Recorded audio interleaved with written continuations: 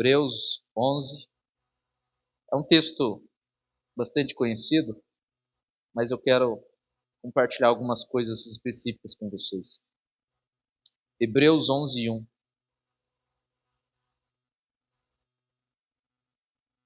Quantos estão jejuando?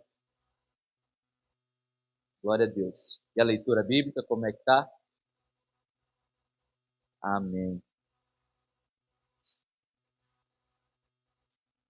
Hebreus 11:1.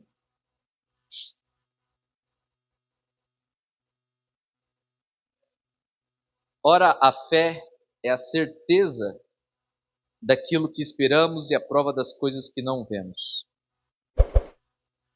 Ora, a fé é a certeza daquilo que esperamos e a prova das coisas que não vemos. Feche seus olhos. Senhor, obrigado pela sua palavra. Obrigado por tudo aquilo que o Senhor tem feito no nosso meio.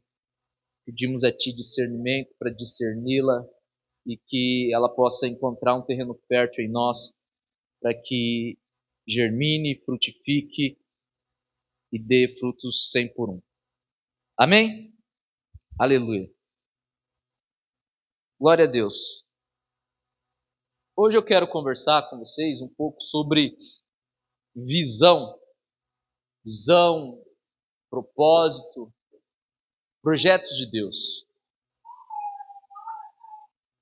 E eu acredito que não há um texto melhor para falar sobre esse tema do que esse texto de Hebreus. Ora, a fé é a certeza daquilo que esperamos e a prova das coisas que não vemos. O autor a Hebreus, aos Hebreus, melhor dizendo, ele diz que a fé é a certeza, como se a fé fosse algo que gera mais convicção do que aquilo que de fato nós vemos. Há quem já diz que o mundo espiritual é mais real que o mundo natural, né? Então, a primeira coisa que eu quero chamar a sua atenção é para essa certeza. A fé é a certeza. Muitas vezes nós desanimamos, muitas vezes nós paramos pelo caminho, muitas vezes nós retrocedemos porque perdemos dentro de nós essa certeza sobre as coisas que ainda virão. É incrível como pessoas que têm chamado, que têm promessas de Deus, acabam se perdendo no meio do processo. Porque as distrações, os problemas, acabam ofuscando a certeza. Porque a fé, ela é uma visão. E a visão, eu vou trabalhar isso aqui com vocês, ela é diferente da vista. Mas vamos lá. A primeira coisa que nós precisamos entender é sobre essa realidade. A fé não é algo abstrato. A fé é mais real que o mundo real. A fé é uma certeza. E andar sobre essa certeza é o que atrai sobre nós o reino de Deus. O reino de Deus não é possível viver ou vê-lo se não for por meio da fé. Sem fé é impossível agradar a Deus. E o reino de Deus, existe um único requisito: fé. Às vezes nós estamos dentro da igreja, mas fora do reino. Estamos em uma reunião de oração, mas estamos fora do reino. Estamos em um retiro, mas fora do reino. Porque não temos o elemento suficiente para enxergar o reino. Quando temos fé, conseguimos enxergar o reino aonde quer que a gente vá.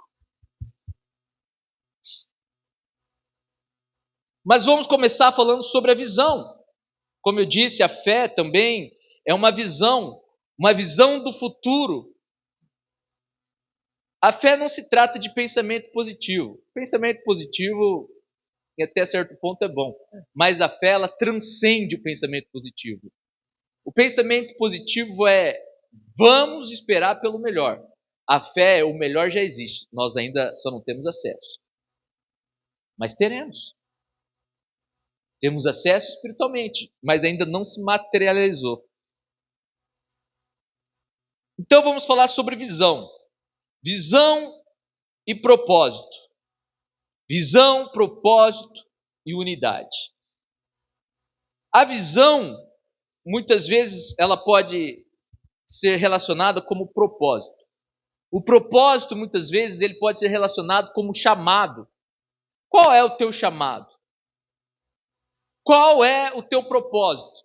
Qual é a sua visão? Uma pessoa que tem um chamado de Deus para a sua vida, ela precisa ter uma visão muito bem clara, muito bem estabelecida. Porque o propósito determina a visão. É para esse lugar que eu estou indo, é para a direita ou é para a esquerda. Uma pessoa que tem muito bem claro a visão, o propósito de Deus sobre a vida dele, ela não aceita qualquer emprego, ela não se relaciona com qualquer pessoa, ela não frequenta qualquer igreja, ela não vai em qualquer lugar, ela não se veste de qualquer forma. Porque o que determina o seu estilo de vida não é a sua vontade, é o seu chamado, o seu propósito, a sua visão. Amém? Nós nunca vamos encontrar empresas, grandes empresas de sucesso, se distraindo, fazendo propagandas ou investindo em outras coisas que não têm a ver com a sua visão. Porque a visão determina a cultura da empresa. Uma igreja com visão determina a cultura. Uma casa com visão, com propósito, determina a cultura. Hoje lá em casa, eu dei uma bronca no Tiaguinho, que ele não estava lendo a Bíblia dele. E eu disse para ele, primeira coisa que você faz quando chegar da escola é ler sua Bíblia. Porque a visão determina a cultura da casa. Quando estão entendendo?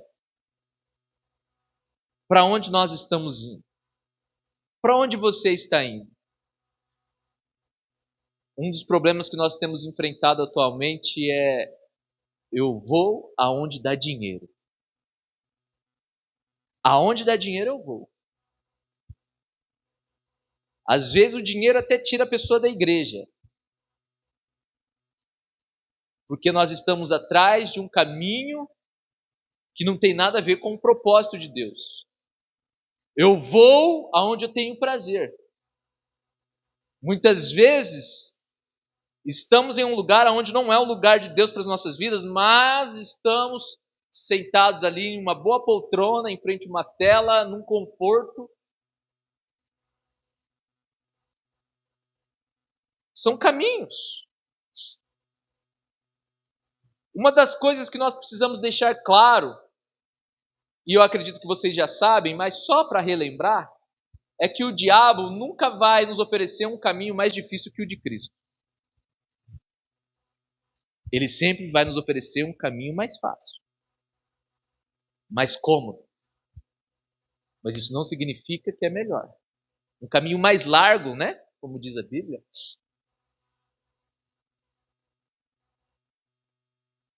Se você tem uma visão, se você tem um propósito, se você tem um chamado, você precisa de pessoas unidas a você nessa visão. Qualquer negócio de sucesso só tem sucesso por causa de duas coisas. Primeiro, visão e unidade. É impossível realizar uma visão sem unidade. E é impossível crescer uma unidade sem visão. Então, você, chamado por Deus, você precisa de alguém para te auxiliar no chamado.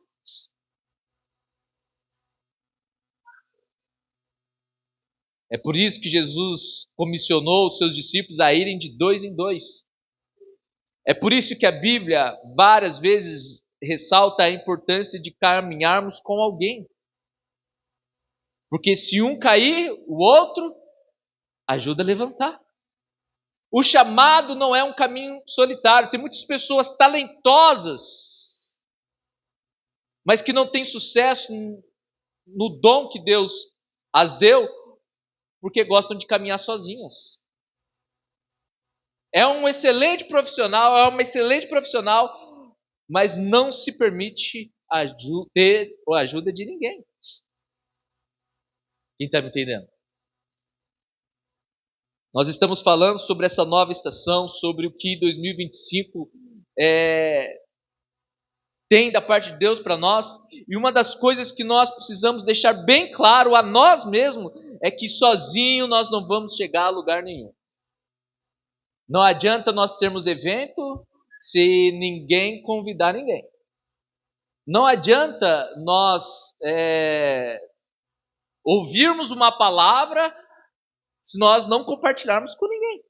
Não adianta nós recebermos uma bênção se não for para abençoar ninguém. Esse caminho solitário é um caminho do diabo. Quem está me entendendo? A visão é testada no conforto. Muitas pessoas, quando estão confortáveis, não querem dar o próximo passo. A unidade é testada no desconforto.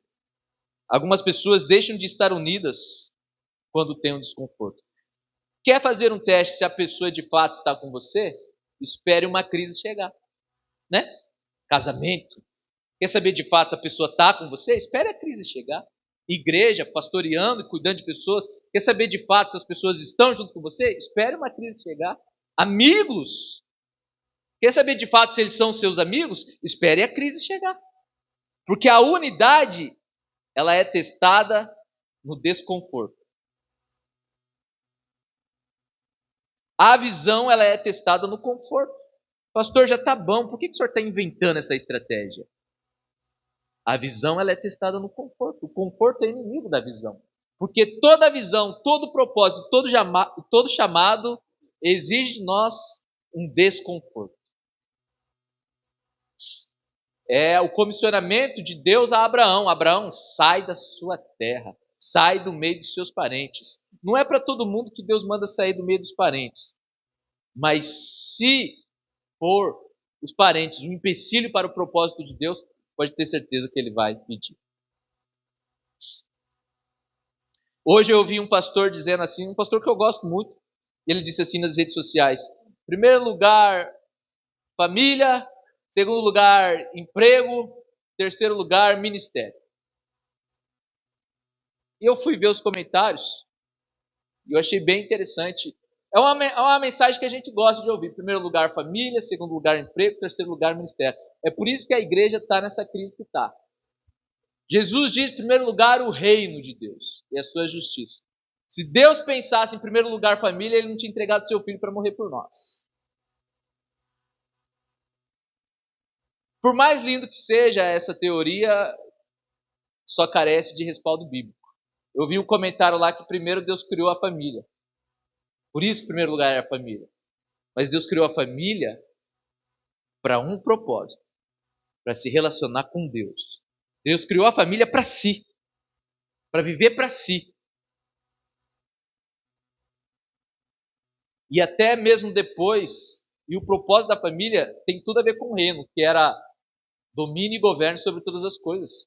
Deus criou a família para o reino, Deus criou a família para si. A única coisa que Deus não fez foi criar a família para a família. É por isso que Jesus diz: quem ama pai, mãe, irmão mais do que a mim não é digno de mim. É por isso que certa vez, quando disseram a Jesus: olha, os seus irmãos chegou aí, Jesus disse assim: quem são meus irmãos?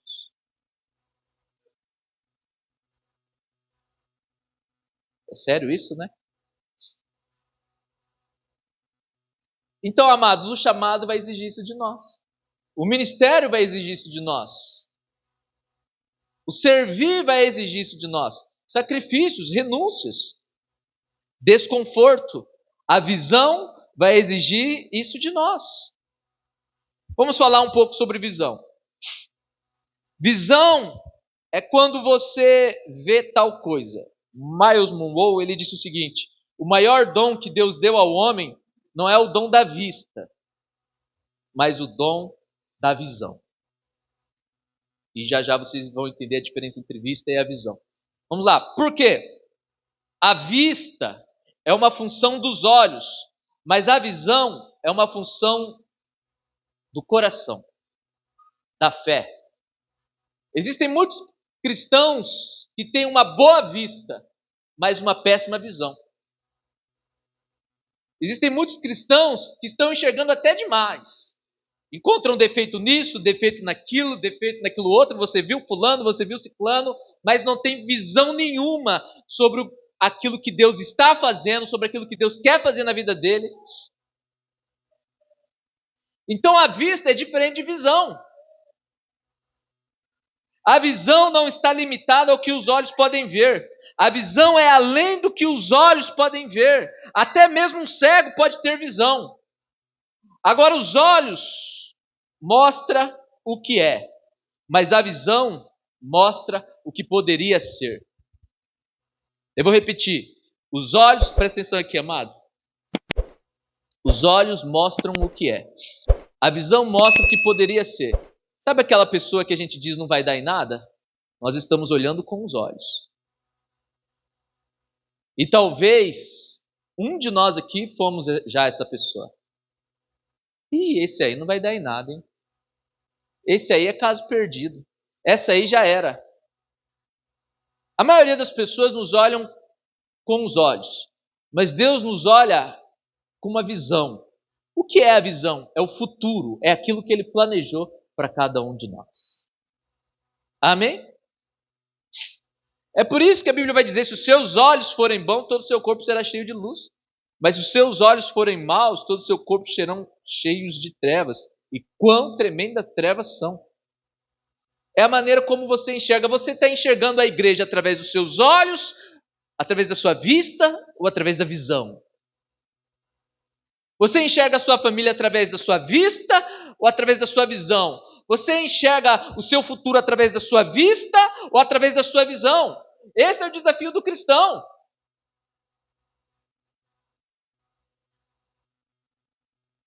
Vivemos pela fé. Não vivemos por vista, mas vivemos pela fé, pela visão. Amém? Desanimamos porque estamos nos permitindo que as coisas que nós estamos vendo influenciem a nossa fé. Às vezes, a melhor coisa que pode nos acontecer é sermos cegos. Para que a gente possa imaginar, para que a gente possa projetar, para que a gente possa criar expectativa. Um cego tem a esperança de que um dia possa ver, um milagre pode acontecer. Mas quem enxerga não tem esperança nenhuma de milagre. Né, Diego? Quem está entendendo isso? Então, às vezes, Deus nos permite ser coxo para crermos que podemos andar. Às vezes, Deus nos permite ser mudo para crermos que um dia poderemos falar. Porque se estamos vendo, a vista domina o nosso coração e atrapalha a nossa visão. Não é que Deus tem prazer na desgraça, mas é que Deus é especialista em fazer da desgraça um canal para a sua bênção, para o seu projeto, para o seu propósito. Amém ou não amém? A visão é a fonte da esperança. A visão é o fundamento da coragem. A visão é como a gasolina para a persistência. Só quem tem visão continua persistente. Só quem enxerga o futuro, só quem enxerga a projeção, continua acordando cedo e fazendo o que é necessário, porque está dando passos, ainda que pequeno, mas em direção ao projeto, ao propósito, ao sonho, à visão. Uma pessoa sem visão é uma pessoa que, no linguajar popular, Márcio, fogo de palha. Logo acaba. Um novo convertido, ele tem uma chama, uma visão. Então ele crê em milagres, ele crê em promessas, ele crê em tudo. Mas aí vai passando o tempo, a própria igreja, o próprio processo vai mostrando para ele a vista. E ele vai desanimando e vai perdendo a sua fé, a sua coragem e a sua perseverança. É por isso que a Bíblia diz lá em Apocalipse que nós devemos voltar ao primeiro amor. Outro dia eu disse para uma pessoa assim, não existe outro amor a não ser o primeiro amor. Por isso que Deus manda voltar ao primeiro. Não existe segundo, não existe terceiro. Quando saímos do primeiro amor, não estamos amando, não estamos vivendo o amor. Não é o que Deus quer para nós.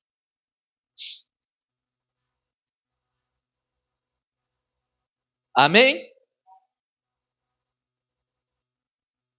O primeiro maior inimigo da tua visão é a tua vista. Repete comigo. O maior inimigo da minha visão é a minha vista. Quem está entendendo essa palavra? A vista te restringe para o presente, mas a visão te libera para o futuro. A vista te mantém no presente, mas a visão te mostra o futuro. A vista lida com o conhecido, a visão lida com o desconhecido. O maior inimigo da visão é a tua vista.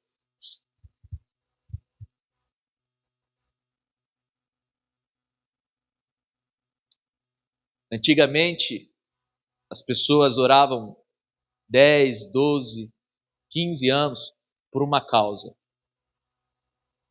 Porque a visão do futuro a alimentava no presente. Não tinha tantas informações, não tinha internet, não tinha tantas distrações. Hoje, quando você ora 2 meses, você acha que orou muito. Porque a vista é inimiga da visão. Por que a gente acha que 2 meses foi muito? Porque a gente olhou para a causa e não viu resposta. Não viu resultado. Faz 2 meses que eu estou orando pelo meu filho, pela minha filha. Faz 2 meses que eu estou orando pela minha saúde. Faz 2 meses que eu estou orando. E Deus olha dos céus e diz, só 2 meses? Você acha que foi muito?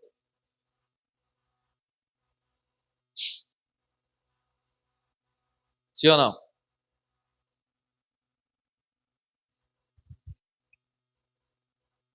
Quando um homem e uma mulher têm uma visão, ninguém pode pará-los.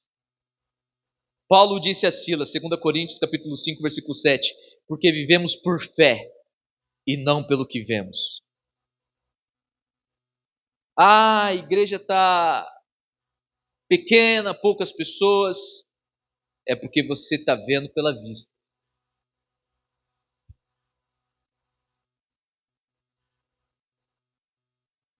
O meu negócio está fraco, tá? É vista. Meu casamento é vista.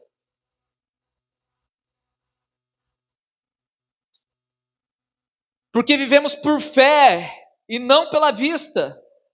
Em outras palavras, Paulo estava dizendo, não confie em teus olhos. Provérbios capítulo 3, versículo 5 diz assim, confie no Senhor de todo o seu coração e não se apoie no seu próprio entendimento. A vista é racional, mas a fé, a visão, ela é espiritual. Hebreus 11:1 diz, ora, a fé é a certeza. Nós estamos em crise porque não temos fé. Porque se tivermos fé, teremos certeza. E quem tem certeza não está em crise. Sim ou não? Ora, a fé é a certeza daquilo que esperamos e a prova das coisas que não vemos. Viva por fé e não pela vista. Os teus olhos te deixam deprimidos e frustrados, mas a visão te encoraja e te motiva. A visão é a capacidade de ver além dos seus olhos. Provérbio 29:18 diz assim, aonde não há revelação. O que é revelação? Revelação é uma visão. Amém? Quando você revela uma foto, você tem a visão de um momento, de um cenário. Amém? Provérbios diz assim, aonde não há revelação divina, o povo se desvia. Como é feliz quem obedece a palavra. Onde não há visão divina, o povo se desvia.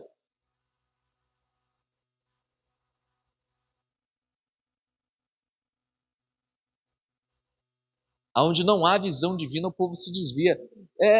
Você discerne o propósito de Deus para a sua vida? Você consegue discernir? Está muito claro, está específico? Pastor, não está claro, não está específico. Pastor, acha até que o meu tempo já passou. Está ofuscado, então. Precisamos de visão. Quem está entendendo essa palavra? Salomão, ao escrever esse provérbio, ele quis dizer 3 coisas. 3 coisas Salomão quis dizer ao escrever esse provérbios aqui, onde não há visão divina, o povo se desvia, mas como é feliz quem obedece à lei. Primeira coisa que Salomão quis dizer, a visão é mais importante que o visionário. Repete comigo, a visão é mais importante que o visionário. Salomão não disse, sem um líder o povo perece. Salomão disse? Aonde não há um líder o povo perece, não. Salomão diz, aonde não há visão o povo perece. A visão é mais importante que o visionário. Porque a visão, ela vai te moldar para ser e fazer na ausência do seu líder. A visão, ela vai te moldar para ser e fazer na ausência do seu pastor. O pastor não me está vendo, mas a visão me persegue. Diz a Bíblia que os olhos do Senhor estão em todos os lugares. Quem está entendendo? A visão é mais importante que o líder. Porque os líderes são dispensáveis. Mas a visão não. Eu sou dispensável. Hoje eu estou aqui, amanhã eu posso não estar. Mas a visão não. Se você enxergar a visão, se você entender a visão, o propósito da igreja, a missão, isso vai te sustentar. Posso ouvir um amém? Segunda coisa, a visão dá ao povo propósito e sentido. Sem visão o povo se desvia.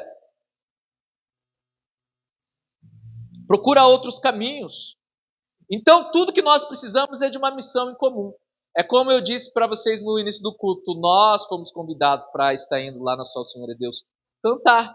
Então nós temos um propósito. O propósito gerou unidade. Então sem o propósito não há unidade. Sem a visão não há unidade. Quando não há propósito, quando não há projeto, quando não há nada, o povo se desvia. As mulheres, elas têm unidade quando elas têm um propósito em comum. Quando nós nos unimos sem propósito, é perigoso. Perigoso porque pode sair fofoca, pode sair calúnia, pode sair piadinhas. Agora, quando nós nos unimos por um propósito, nós temos unidade para alcançar um alvo em comum. Amém? E a terceira coisa que a gente aprende é que a visão é a fonte da unidade corporativa. A chave para a unidade é a visão. A visão é sempre pessoal, mas ela nunca é privada. O que isso quer dizer? Deus nunca dá a um grupo de pessoas uma visão. Deus sempre dá a um indivíduo uma visão. A visão pessoal tem que ser cumprida dentro de um ambiente corporativo, coletivo. Jesus veio à Terra com uma visão. Redimir o mundo, redimir a raça humana e designou aos seus discípulos o exercício dessa visão. Deus criou a interdependência para nos manter humildes. Então eu tenho uma ideia, eu tenho um projeto, mas sozinho não adianta. Eu preciso de você. Quem está me entendendo? Nós precisamos uns dos outros. Deus criou a interdependência para nos manter humildes. Você precisa da minha visão e eu com a minha visão preciso de você. Você sem a minha visão não vai muito longe. Eu sozinho com a minha visão também não vou. Quem entendeu isso? Não importa quão grandes sejam as suas ideias, você precisa de outras pessoas para ajudar a realizá-la. Uma igreja sem visão é uma igreja sem propósito. Amém?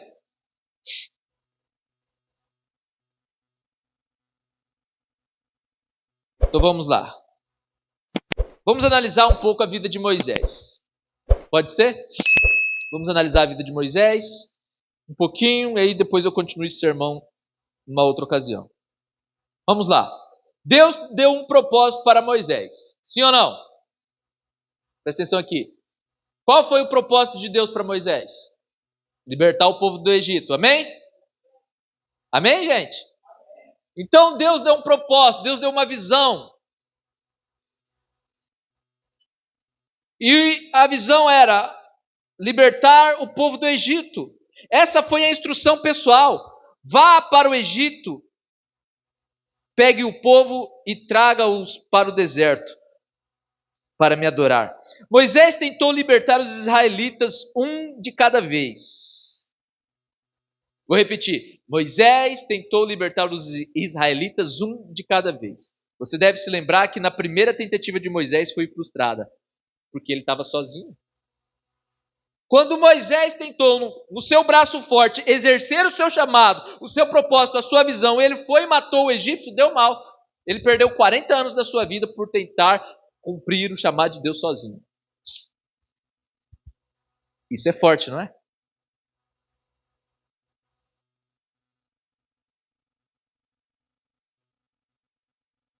E quando ele foi tentar ajudar o outro judeu acusou: você vai me matar igual matou o egípcio? Quando nós tentamos fazer o chamado de Deus sozinho, até a pessoa a quem nós estamos servindo nos humilha. Quem aqui já foi humilhado por pessoas que você serviu? Né?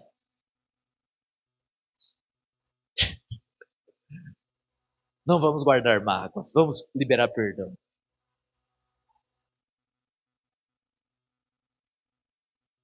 Mas Jesus foi cuspido, né? Jesus foi caluniado, Jesus foi zombado. E a sua última oração foi: Pai, perdoa-os, porque eles não sabem o que fazem. Tem gente que nos magoa, tem gente que nos humilha, mas não sabe o que está fazendo. Só está mostrando como está o seu coração. E mostrando que o coração dela está mal, ela revela como está o seu, pela sua resposta. Se você ficar calado, você mostra que tem um coração indigno. O duro é que a Bíblia nos manda dar outra face, né? Então, Moisés perdeu 40 anos da sua vida, foi preciso tratar algumas coisas, porque ele tentou ir no seu braço forte. Eu vou libertar, eu tenho um chamado, eu tenho uma visão, eu tenho um projeto, eu tenho um propósito. E na primeira tentativa já deu mal. É incrível como Deus permite que às vezes a gente quebre a cara, para que a gente reconheça que se não for do jeito dele, não é de jeito nenhum. Que se não for do modo dele, não vai ser de modo nenhum. Amém ou não amém? Então, Moisés acabou se tornando um fugitivo por tentar fazer a coisa sozinho. 40 anos mais tarde, Deus dá outra chance para Moisés. E Moisés diz que... Moisés começa a inventar desculpas. Moisés diz que não pode falar, sei lá, talvez ele fosse gago, fanho.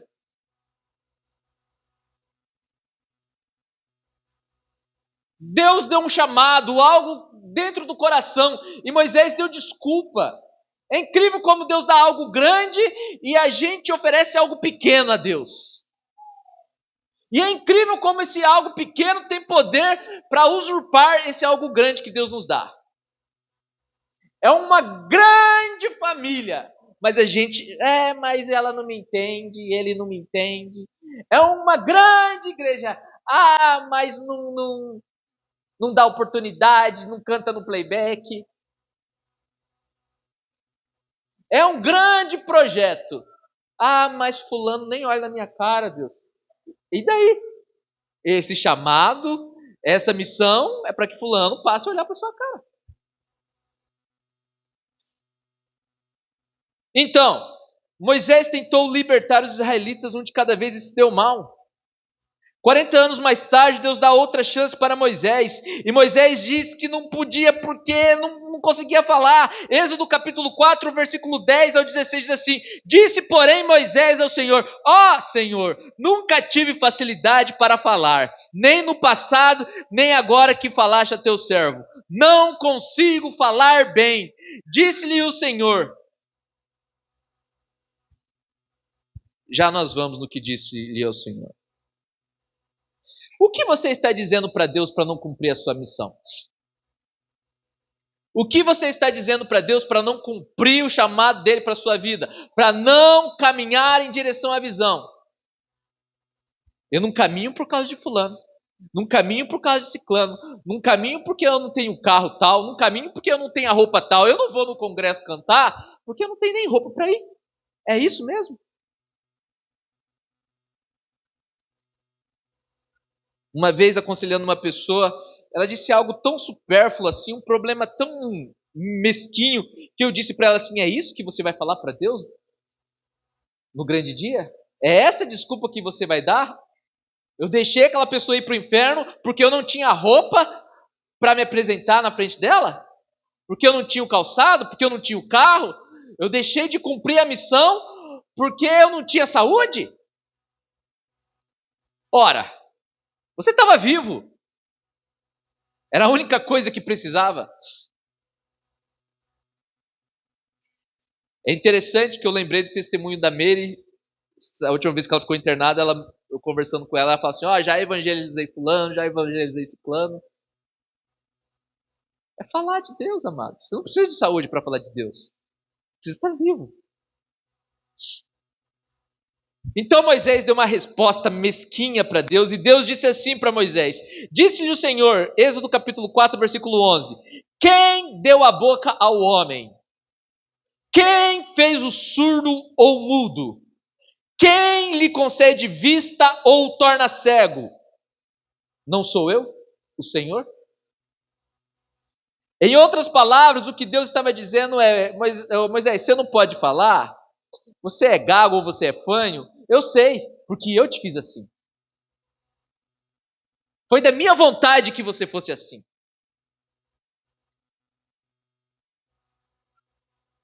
Quem faz o surdo ou o mudo? Eu! É da minha vontade. Às vezes a gente precisa amadurecer para entender essas coisas sobre Deus.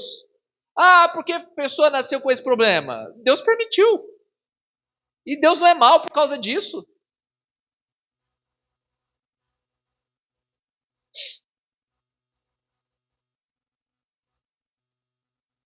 Versículo 13: respondeu-lhe, porém, Moisés: ah, Senhor, peço-te que envies outra pessoa.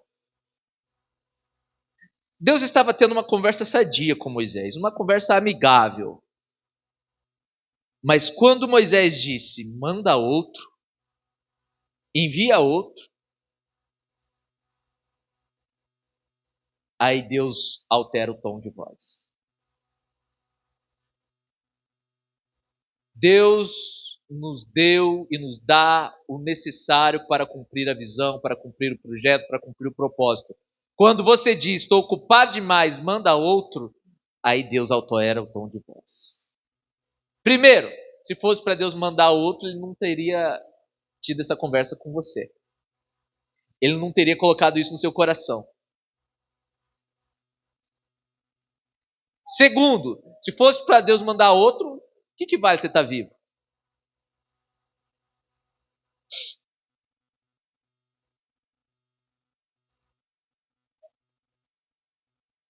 E terceiro, se for para Deus mandar outro, ele mesmo faz.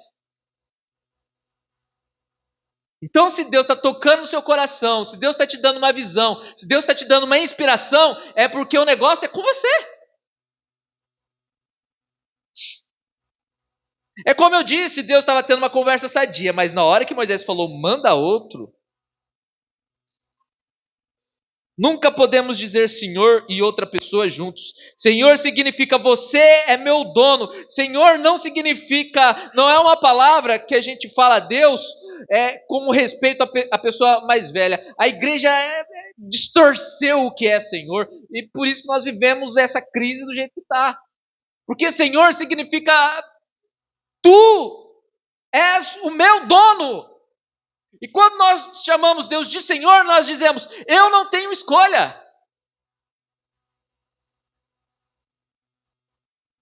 Eu, como pastor, por mais que eu queira ficar em casa, por mais que eu queira... hoje a pastora falou assim, posso faltar no culto? Eu falei assim, mas por quê? Aí você, é porque o Neymar vai jogar. A gente não tem escolha.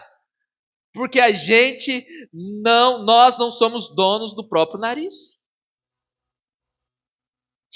Um diácono não tem escolha, um presbítero não tem escolha. Pense bem antes de decidir. Nós não temos escolha. Somos escravos do chamado. Paulo disse assim: e ai de mim se não pregar. Ai de mim se não fazer. Em outras palavras, amado, vai dar ruim. O crente não foi feito para se desviar. O crente não foi feito para seguir um caminho a não ser o caminho do crente. É por isso que um crente, quando se desvia, ele fica pior do que estava. Não é nem por causa dos demônios a mais. Ele dá aula para os demônios. É porque ele coloca toda aquela repulsa, tudo aquilo que ele reteve de prazer e ele, agora ninguém me segura. Os demônios entram na pessoa, os 7 a mais, não é porque é uma regra espiritual, não. É porque o desviado dá essa legalidade. Agora, todos os meus prazeres, tudo aquilo que eu não pude fazer enquanto eu estava na igreja, eu vou fazer. 10 anos de igreja que eu fui impedido de fazer tal coisa, eu farei em um mês. É ou não é assim? Por isso que vem demônios a mais mesmo. Porque se você quer acabar com a vida, você sempre vai encontrar demônios para te ajudar. Posso continuar? Senhor significa você é meu dono. Você me criou. Agora, quando nós dizemos mande outra pessoa, significa que Deus fez um erro. Aquilo que você nasceu para fazer, Deus te designou para isso perfeitamente. O que você não tem, também foi designado por Deus. Moisés era perfeito para a missão de libertar o povo. Ninguém conhecia o faraó melhor do que Moisés. Ninguém conhecia o governo do Egito melhor do que Moisés. Moisés foi treinado para libertar o povo. E quando Deus o chama, Moisés chegou a hora e ele diz, eu não sei. Não, amado, deixa eu te falar. A sua vida foi um treinamento para a sua missão. Você não faz ideia o quanto as suas dores te capacitam para agora ser um libertador, uma libertadora. O quanto as suas crises, o quanto o abandono te dá respaldo para agora falar e tocar no assunto. Amém?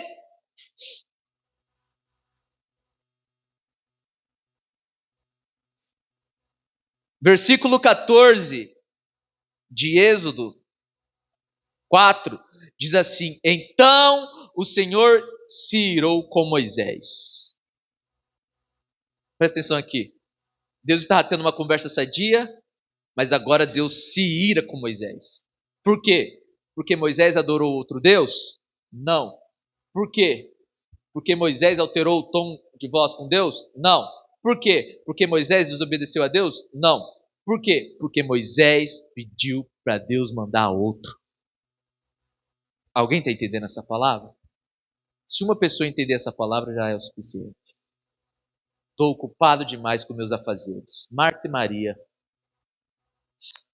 Não deu ir para a igreja hoje por causa do trabalho. Marta e Maria. Estou ocupado demais com meus afazeres. Manda outro. E Deus se irou.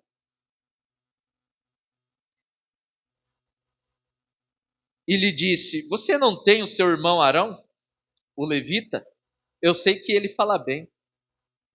Deus fez Moisés com dificuldades para falar e fez o seu irmão Arão com facilidade para falar. Você acha que isso foi um acidente de Deus? Hã?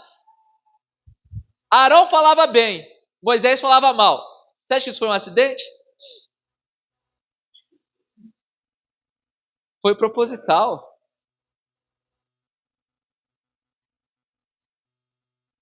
Foi proposital. Porque no nosso chamado, na nossa visão, no projeto de Deus para as nossas vidas, nós vamos precisar de alguém. Moisés, você é o cara. Você viu a sarça, eu me revelei a você, você subiu ao monte, é incrível. O teu nascimento foi incrível, Moisés. Eu te guardei desde o nascimento. Você foi criado numa corte, você foi criado dentro de riquezas, a tua conversa é culta, você é polido, você sabe se vestir, você sabe se comportar, você entra em qualquer ambiente, mas você precisa daquele irmão teu que não teve oportunidade nenhuma na vida, porque o que ele tem, você não tem. É por isso que Deus vai nos colocar em mesas com advogados, com médicos, com empresários. E não é para nos diminuir, é porque o que a gente tem, eles não têm. Amém? Se Deus curasse Moisés, Arão não tinha chamado.